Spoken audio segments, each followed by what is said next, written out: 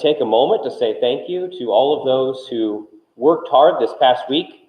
We had the event where we had a chance to reach the community, and many different businesses and organizations were able to set up, tables and talk to people. And there was a great turnout from our group of people willing to help. And just to me, that says a lot about everyone here's attitude. We want to reach the lost. We want to be good at that. We want to help people, be a light in this community. I will go ahead and let you know, keep inviting people to the event we're having. It's next Sunday. This sermon is specifically geared towards those who maybe either haven't been to church or are looking for a church, people in the community who may not know exactly why we do the things we do. And I plan to, the way I preach it, keep that in mind for who will be in the audience. So, and the specific focus of the lesson will be on unity and how we live in such a divided religious world. And I don't believe that's God's intention at all. So if you have not invited your friends and neighbors and family and all that yet, please still do. And there'll be postcards still you can pass out and invite them. And I do plan to update the Facebook page as well with an event that we can invite people to there. I'm guessing it's because we're all on the same Bible reading plan that we all had the same thinking this morning, because Lazarus may not be the normal topic for Jesus' resurrection, but we just got through reading about Lazarus in our daily Bible readings. If you're joining in with us, we are this week going to be reading John 13 through 17, which is actually, interestingly, one section. It is the last night Jesus has with his disciples. And so that'll be this week's readings. But it worked out well because along with this reading this past week, when we read about Lazarus, it got me thinking about maybe a different aspect of resurrection to talk about. A lot of times we talk about just, the passages where he came from the grave, and that's great. Those are very, very essential passages. But I want to talk about the idea that Jesus said, I am the resurrection. What does that mean, that he is the resurrection? And that comes from that text, of course. This was the greatest and most undeniable miracle that Jesus ever did, that actually I think was just leading right to him being killed himself. And if you are doing the Bible writing plans and writing out Psalm 119 with us in the first half of this year, we're writing out Psalm 119 verses 129 through 136. But on to this passage here, I'm going to recap the story. We've read it like 3 times now, a little bit of it at least, which is actually a good thing. I don't mind that at all. I like a theme to the service. We even had a song about it just a few moments ago. But it's interesting to read about this because it's one of Jesus' dearest friends. Mostly we read about him with his apostles, but there's this one family that there are 2 sisters and a brother that live together. Presumably their parents have passed in that sort of a situation. Likely Lazarus would not have been the oldest if the house does not seem to really be his and he's still living with his sisters in that way. But Jesus, it was well known that he loved Lazarus and he loved Mary and Martha. The text today in John 11 even remarks about Mary being the one that had anointed his feet a little bit earlier and done that great show of love and respect towards Jesus. So this is a situation he hears he's very sick. This is not a seasonal illness. This is something we don't think he'll make it out without your help, Jesus. And curiously to everybody around, Jesus waits. And he waits on purpose. He doesn't rush off. He doesn't head there right away. And he knew that meant Lazarus would die. In fact, everybody else knew that too. And they even comment on that. Yeah, if you were here, Jesus, my brother wouldn't have died. He gets told that by both Mary and Martha. So they all understood he was going to die unless Jesus came. And Jesus not coming meant he was destined to die. And Jesus raised him, of course, after he spent 4 days in the grave. It was to the point where they worried about the stench of the dead body. He smelled dead things. The worst I smelled was a dead deer one time that had fallen off a cliff, and we were hiking, and this awful, awful smell.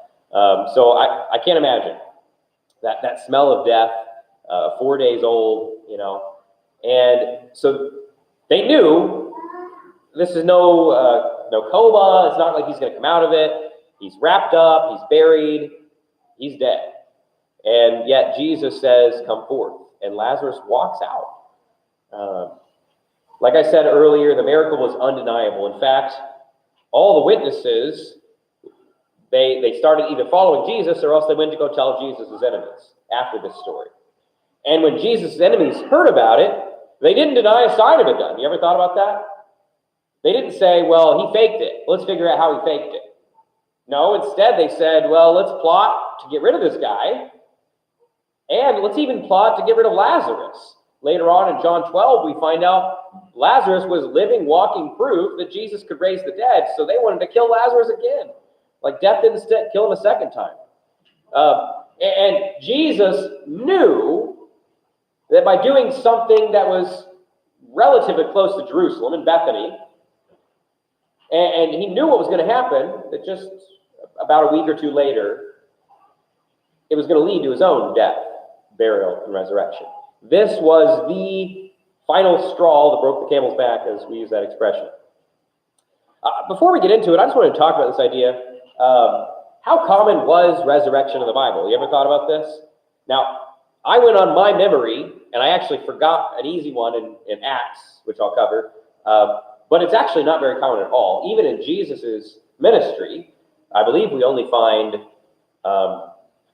3 where he personally raised somebody. And then there's a couple others. I'll show you there. First of all, Elijah raised the widow's son. Remember, he had been staying with that widow. She had fed him and cared for him. I believe it was widow of Zarephath in 1 Kings chapter 17. And this miraculous event. Of course, Elijah was known as pretty much the greatest of the prophets. His servant Elisha was someone who had even double the portion of spirit of Elijah.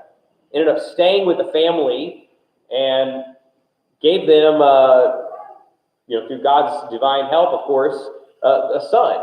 And the son ended up dying, and Elisha brings the son back to life.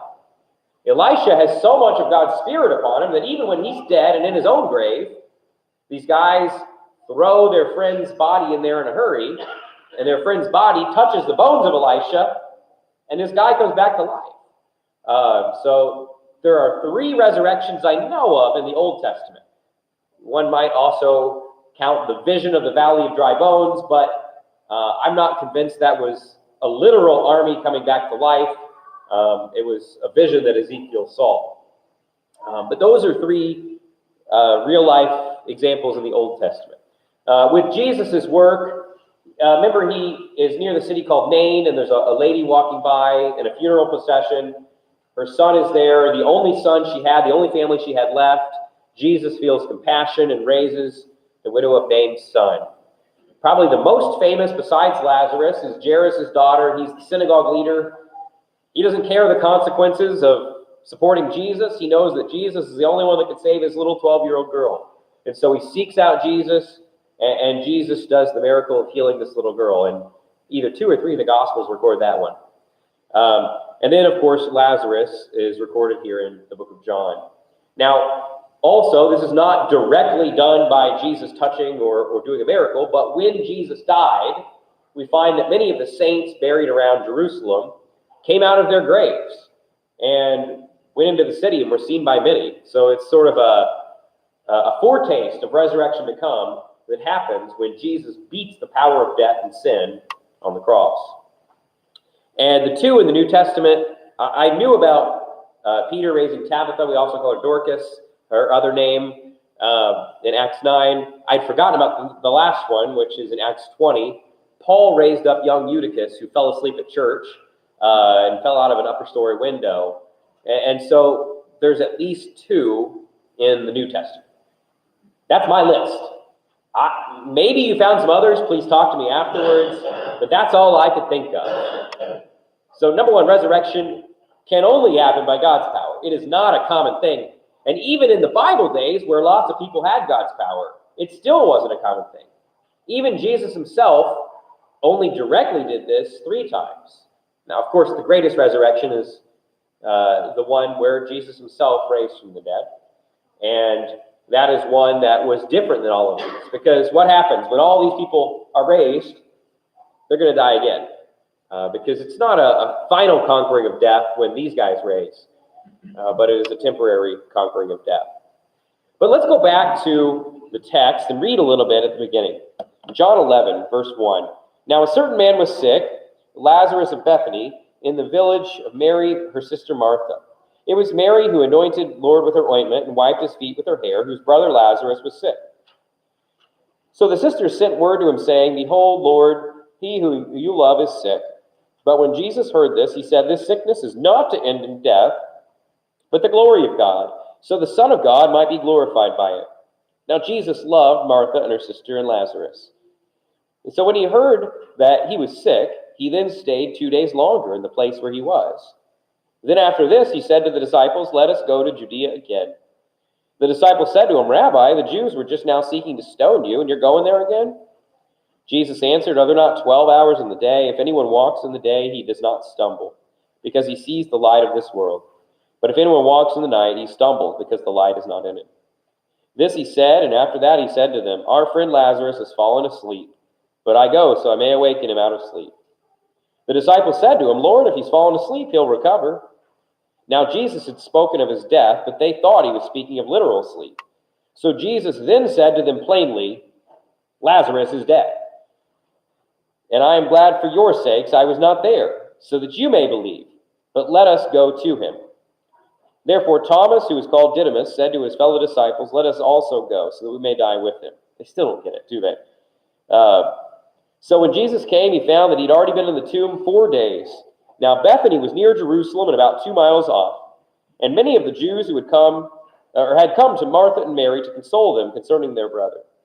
Martha, therefore, when she heard that Jesus was coming, went out to meet him, but Mary stayed at the house. Martha then said to Jesus, Lord, if you had been here, my brother would not have died. Even now, I know that whatever you ask of God, God will give you. Jesus said to her, Your brother will rise again. Martha said to him, I know that he will rise again in the resurrection on that last day. Jesus said to her, I am the resurrection and the life. He who believes in me will live even if he dies. And everyone who lives and believes in me will never die. Do you believe this? She said to him, Yes, Lord, I believe that you are the Christ, the Son of God, even he who comes into the world. Now when she had said this, she went away and called Mary her sister, saying secretly, The teacher is here and is calling for you. And when she heard it, she got up quickly and was coming to him. Now Jesus had not yet come to the village, but was still in the place where Martha met him. Then the Jews who were with her in the house and consoling her, when they saw Mary got up quickly and went out, they followed her, supposing she was going to the tomb to weep there. Therefore, when Mary came where Jesus was, she saw him. She fell at his feet, saying to him, Lord, if you had been here, my brother would not have died. When Jesus therefore saw her weeping, and the Jews who came with her also weeping, he was deeply moved in his spirit and was troubled, and said, Where have you laid him? And they said to him, Lord, come and see. Jesus wept. So the Jews were saying, See how he loved him. But some of them said, Could not this man who opened the eyes of the blind man have kept this man also from dying? So Jesus, again being deeply moved within, came to the tomb. Now it was a cave, and a stone was lying against it. Jesus said, Remove the stone. Martha, sister of the deceased, said to him, Lord, by this time there'll be a stench, for he's been dead 4 days. Jesus said to her, Did I not say to you that if you believe, you will see the glory of God? So they removed the stone. Then Jesus raised his eyes and said, Father, I thank you that you have heard me. I knew that you would always hear me, but because of the people standing here around, I said it so they may believe that you sent me. When he had said these things, he cried out with a loud voice, Lazarus, come forth! The man who had died came forth, bound hand and foot with wrappings, and his face was wrapped around with a cloth. And Jesus said to them, Unbind him and let him go. And it's a longer reading, but it's a powerful reading, isn't it?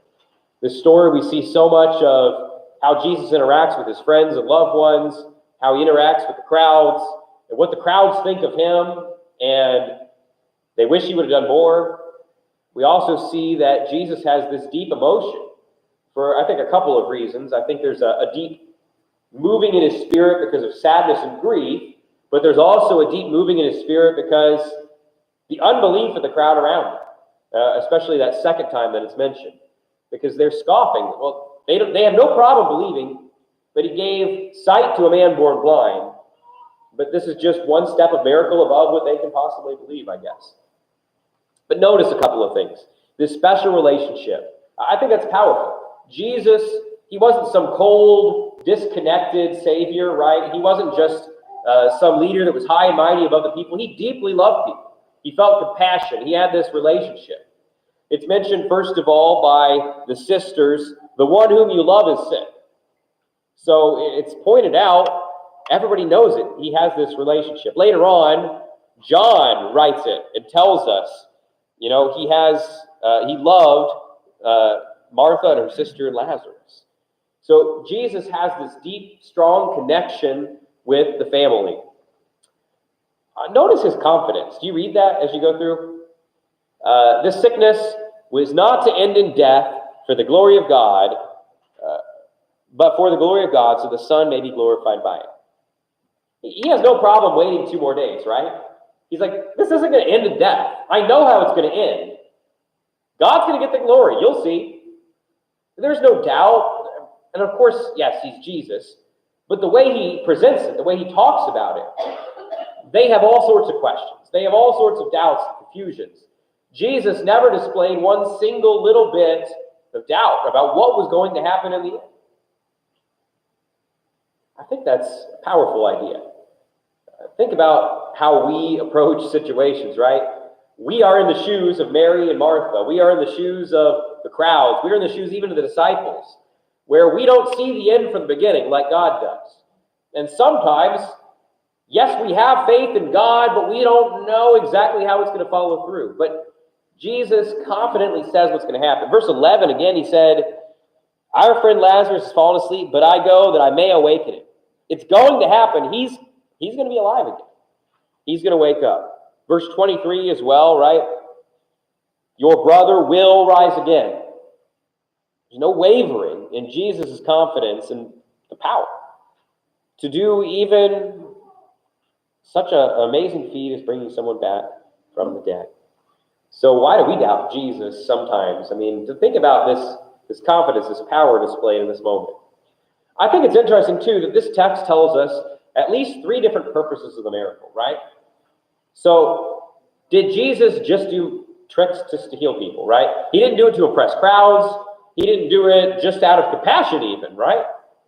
There was a few times, of course, he heals simply out of compassion, but his deeds were about a bigger purpose in almost every case. Verse 4 tells us, first of all, it's for the glory of God. It's going to glorify the Son. So what God wants to happen is that Lazarus will raise so that people will see Jesus and give God the glory, and they'll recognize that Jesus is divine. We see also in verses 14 through 15, who is this for? I mean, it's for a lot of people, it's even for us today, but specifically, he says, I'm glad for your sakes I wasn't there. I mean, think about the disciples. They'd seen plenty of healings, right? They'd seen Jesus do everything. Casting out demons, helping someone who's crippled, healing, the woman with the issue of blood who'd been sick for 12 years. We've got people, Jesus walked on water, made fish where there were none. Peter threw in a line and took out a fish, and this tax money was inside. That would have been nice on April 15th, right? Jesus could do all these great miracles. But yet, they didn't quite get it who he was. And I think the way that the text describes things, that maybe Mary and Martha have a little bit more faith in who Jesus is than the disciples do. And I guess that's a little bit of speculation, but their confidence right here is so great in who Jesus is and what he can do. And the disciples in the book of John are presented as people who don't quite get it till the end of the book.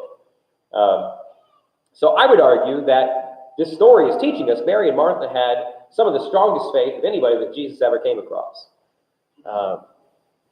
But last of all, verses 41 and 42, he says, I know you've heard me, but do this for the crowds, God, that they can believe. They need to see this. And what happens? They were without excuse. There was no longer any excuse for anybody who came across Jesus, because they knew Lazarus was dead. He was dead 4 days ago, and now he's alive. So Jesus says, God, do this thing so they may see and they may believe. So this proves Jesus is the Christ. Now, what are you going to do with it? I didn't read the end of the chapter, but read with me some of the end of the chapter here. Therefore, many of the Jews who came to Mary and saw what he had done believed in him, right? That's what you should do. You see a man legitimately raise someone from the dead, and you know this guy was dead. Believe, right? By the way, there was a recent case, I don't know if you saw in South Africa, that a funeral home is actually suing this like Pentecostal type church because they staged a resurrection and ended up not paying for all the funeral costs because they didn't have to bury the guy who was dead and raised by this church. So they're suing for fraud down there in South Africa. Interesting story, This guy was dead no matter what. We know he was dead. He was in the grave. It was a cave just like where Jesus was going to be buried later on. There's no doubt about it that he is dead. And so what happened to the rest? Some of them went to the Pharisees, told them the things which had been done. Therefore the chief priests, the Pharisees, convened a council and were saying, what are we doing? This man's performing many signs. They don't deny the signs, right? If we let him go on like this, all men will believe in him. The Romans will come and take away our place in our nation. And they go out and they start trying to kill him. So I believe that when the gospel is fully presented, you've only got two options: accept or reject, believe or deny. And this was that moment. There was no longer any middle ground. And Jesus doesn't allow middle ground in our faith. We sometimes think he does, but he doesn't. And the resurrection of Lazarus and then the resurrection of Jesus most fully does not allow for middle ground of faith. You can't believe Jesus was just a good person but not God. You can't. You can't believe he had a couple of good ideas as a teacher, but I can still do my own thing. You have to either accept him as true or accept him as fraud. Like I said, no middle ground. Now, notice a couple of things that Martha and Mary believed in this text, because I think we ought to try to emulate their belief in many ways as we look through this text. Number one, they believed Jesus could cure serious illness. I think sometimes we're pretty wishy-washy in our faith of that, right? Now, Jesus may not be walking around on earth, but the way we pray is pretty weak, right? Sometimes we're like, yeah, God, if you can ease their pain for a little while, don't pray like that. God, we know you are the healer and anything is possible. You can do great things. Heal this person. Take away completely whatever's bothering them. And, to be humble, add a, not our will, but your will be done. You know what's best. But God, you can, so do.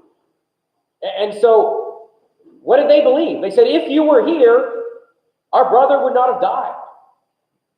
They had zero doubt that Jesus could have healed Lazarus, no matter how sick. I think that's a great faith. I think this is amazing, too. They believed in the resurrection. Have you ever thought about the idea of resurrection in the Old Testament?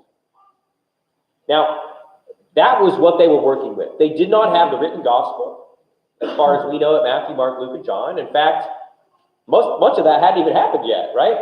At least the end part of it. And they didn't have the book of Acts. They didn't have the apostles preaching. They didn't have the Holy Spirit teaching them things. And yet, from the Old Testament, they believed in the resurrection. Could you study just the Old Testament, zero New Testament passages, and come to a belief and a faith in the resurrection? By the way, do you know who the first person we know of, according to Scripture, who had a strong faith in the resurrection was? It was actually Abraham. There may have been some before that, but Romans interprets some of the faith of Abraham about interacting with Isaac, that Abraham, even though he had really no written evidence to believe it, he still believed that God had the power of resurrection if he wanted, because God was such a good promise keeper. that even death couldn't stop God's power. Even in the Old Testament, that's all they had, Mary and Martha believed in the resurrection. They believed it was possible. Now, did they believe Lazarus was going to get up and walk around right now? They believed anything was possible, but that didn't seem to be on their list of things that was going to happen. But they knew someday there would be a resurrection. That's powerful. Sometimes we almost act like we doubt it. Don't. I mean, we've got Jesus' resurrection and all these other ones to prove it, to back it up to us. And this is, I think, most important. Why could they believe these tough things? It's because they believed in the identity, the person, the power of Jesus, right? We famously talk about Peter's confession that Jesus is the Christ, but I love Martha's. Yes, Lord, I have believed that you are the Christ, the Son of God, even he who comes into the world. The one who is prophesied, you are divine, you can do anything, you have the power. She calls him Lord, and Mary does as well. They recognize he is the Lord. There's a lot of people today that call Jesus Lord, Lord, but don't live like it. But these women fully believe Jesus was the promised Christ, that he had all kind of power. He could do anything, and he is an authority. So I love this because it makes me want to emulate their faith, to have that same trust that Mary and Martha did. And I think the reactions of both the average citizen and the enemies, I talked about that. I won't go into that again. Sometimes I get out of order with my slides and the way my brain thinks. But we see this is the turning point. You have to decide, what are you going to do with Jesus? Sadly, one reaction is try to silence him and get rid of him. But what does that statement mean? I am the resurrection. It's not, there's going to be a resurrection, or I'm going to raise him. He says, I am the resurrection. I don't think they'd ever thought about the resurrection in terms of a being or a person being the resurrection. I'm the resurrection and the life, right? There's actually tons of elements to this. Let's kind of break apart a few of them. I am. If you guys can remember, it's probably been a year or two now that we studied the book of John. We talked about how there are 7 major I am statements in the book of John. Starting, early on, Jesus says, I'm the light of the world. He goes on to say, I'm the good shepherd, I'm the door, I'm the bread of life. Later on in chapter 14, he's going to say, I'm the way, the truth, and the life. No one comes to the Father but through me. Chapter 15, he'll say, I am the vine and you are the branches. We're going to read through those, some of them this week. But I am goes back to that original way that God reveals himself to Moses.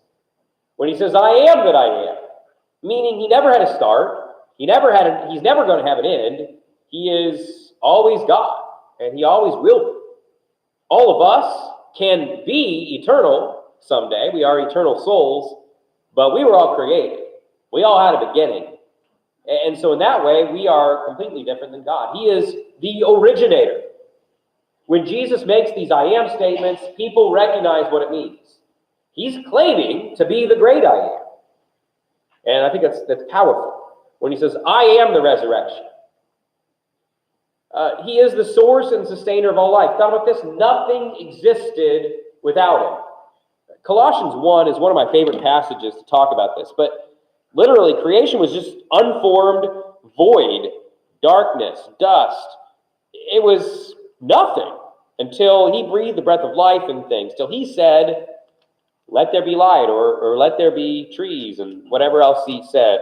But Colossians chapter 1 and verse 16, for by him all things were created, both in the heavens and on the earth, visible and invisible, whether thrones or dominions or rulers or authorities, all things have been created through him, for him. He is before all things, and in him all things hold together. From the furthest reaches of space, they finally got the first picture of a black hole. He's holding that together. To the deepest ocean, to the tiniest cell, every element holds together because of him. The only reason there's life at all in this universe is him. And that's a powerful idea. He is the source, the creator, and sustainer of life. There's a lot of people today that like to live like there's no Jesus. They like to live like there is no Lord. Like it all just happened. But without the very presence of Jesus somehow being in their life, they would be dead. Because all life holds together and stays together through his power. So he is the life, right? But we know it's more than just the physical life, the life here in this realm, in this time. And resurrection is not just an event. I guess I've kind of been guilty of teaching it that way sometimes. I believe resurrection it's an ongoing process, and there is a full realization that's going to happen on that day. But I believe even right now, when we get new life, we are being sustained by the resurrection. What were we in our sins, right? We were dead. We put to death our old self when we're baptized, we become a Christian. And how am I empowered to live a new life? It's not through my life, it's through his life. Galatians chapter 2 is one of my favorite passages for this. Galatians chapter 2 and verse 20, there at the end of that chapter. I have been crucified with Christ, and it's no longer I who live, but Christ lives in me. And the life which I now live in the flesh, I live by faith in the Son of God who loved me and gave himself up for me. So the way I live my life now, it's not the way I want. It's not the way that I choose. It's because he made me have a new life, a new way of living, a new purpose, new values. And in some ways, now when God looks down from heaven and sees me, he doesn't see my sin and my failings and my flaws. What he sees is, hopefully, Christ living in me. I love Colossians chapter 1, verse 27. Side point, some people act like the Bible is mysterious. It is full of deep, dark things we'll never understand. Almost every time the word mystery appears in the Bible, the word either revelation or reveal or uncover or made known is associated with the word mystery. I think there's only two exceptions. Every other time the word mystery appears, it's described as something that we can know now. And Colossians brings it to the most sincere, simple, three-word phrase. Do you want to know what everything in the whole Bible was leading up to and what it's all about? The mystery of salvation is Christ in you. One of my favorite Bible workbooks growing up was titled that. It's a series. And Christ in you, the hope of glory. So when God looks down, he doesn't just see sinful Jeremy, he sees Christ in me. And now I can be useful for him. I can do good things. I can do powerful things because he is in me. He gives me new life every day. And someday I'll be resurrected into a body that is imperishable, an existence that is not like this one, that is frail. I lost my voice on last Monday.